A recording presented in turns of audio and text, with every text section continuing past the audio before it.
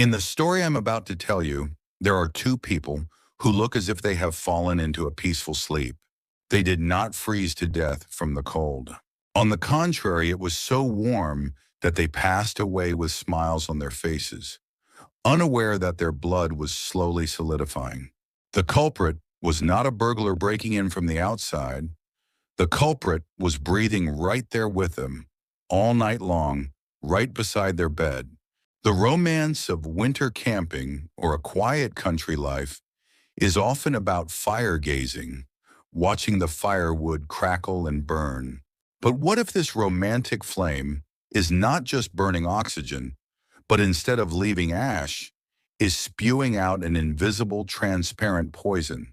The couple in today's case turned on their heater warmly as usual and went to sleep. But the next morning, they never woke up. At the scene, there were no broken windows and no signs of a struggle.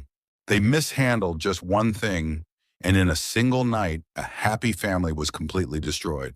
If you watch this video to the end, you will be able to find the transparent killer that might be hiding in a corner of your living room right now.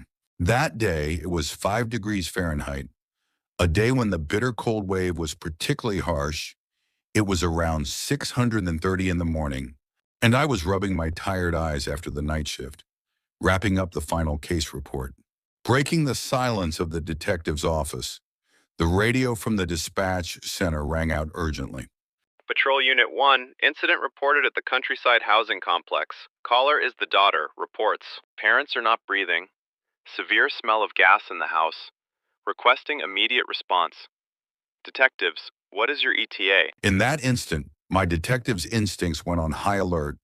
The phrase severe smell of gas told me immediately that this was no simple death from natural causes. I immediately got into the squad car and headed to the scene at the housing complex.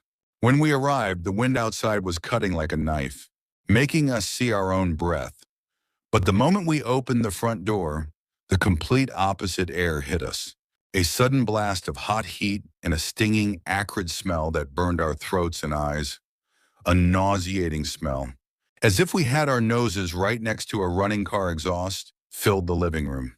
In the center of the living room stood a wood-burning stove, still radiating heat, and in the bedroom next to it, a couple in their late 50s lay side by side. But something was very strange. Usually in cases of suffocation, there should be signs of struggle, like scratching the neck or vomiting in agony. But these two were lying straight and sleeping, as if they were having the sweetest dream in the world.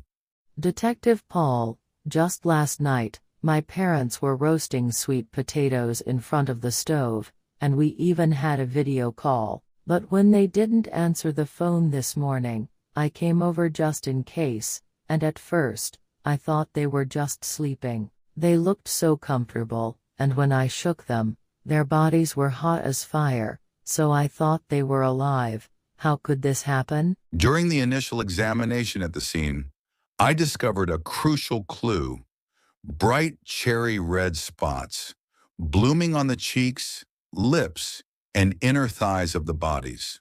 This is a very important forensic signature. We observed typical cherry red lividity on the bodies, and the autopsy revealed that the carbon monoxide hemoglobin level was over 65%, far exceeding the lethal dose. With this, I was able to record in the investigation report that the exact cause of death was carbon monoxide poisoning. The deceased inhaled high concentrations of carbon monoxide while sleeping, and it is judged that they died as their blood's ability to carry oxygen was rapidly lost.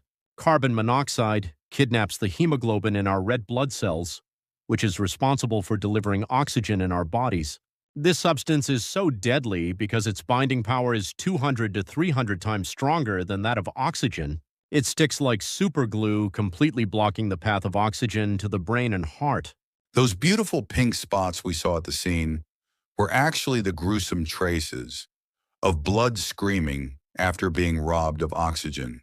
My dad mentioned a few days ago that the connection, part of the stovepipe, was loose. He complained that the damper was stiff and wouldn't close properly, so a repairman was scheduled to come next week. He complained that the damper was stiff and wouldn't close properly, so a repairman was scheduled to come next week, but since it was so cold, he said he would just use it for a few days.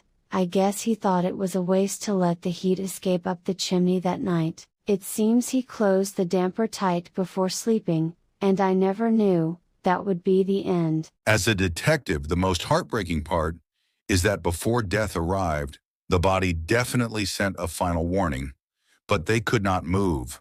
Why? Carbon monoxide poisoning comes very cleverly, accompanied by cognitive paralysis. At first, you get a mild headache or dizziness. Most people just think, oh, am I tired today? Or am I coming down with the flu? And dismiss it lightly. When the concentration gets higher, nausea and vomiting occur, but by then, the brain's judgment is already clouded. So you don't think it's gas, but simply mistake it for indigestion from dinner. And even though you remain conscious and your brain commands, it's dangerous. Get up and open the window. Your arms and legs stiffen like stones and will not move. Just like a terrible sleep paralysis, you are conscious, but your body won't listen, and you slowly lose your mind. This is the reality of the pink death. So, what is the way to avoid this gas of death? My investigation, partner and forensic expert Detective Han, will brief you on how to survive in this situation.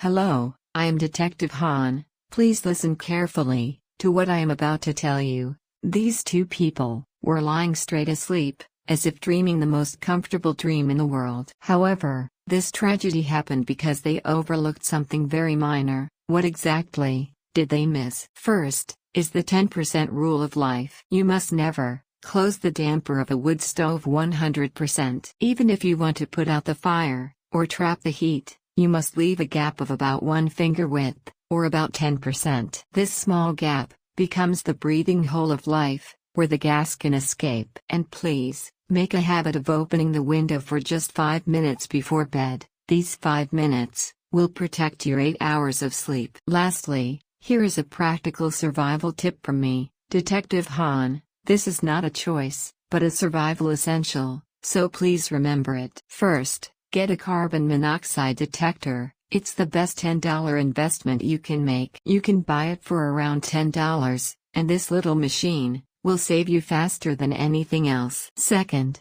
the installation location is vital. Many people put it on the ceiling, but that is wrong. Carbon monoxide is similar in weight to air, so it spreads throughout the house. The most important thing is the height at which I breathe. In the bedroom, it should be at pillow height. In the living room, it should be on the wall at sofa height. Only then can it wake you from your sleep. Third, look at the color of the flame. If the stove flame is blue, it is burning completely and is safe. But if orange or red flames are dancing, it is a signal that oxygen is lacking, so ventilate immediately. This was Detective Han. Safety comes first, for everyone. Romance comes from warmth, but safety comes from cold reason.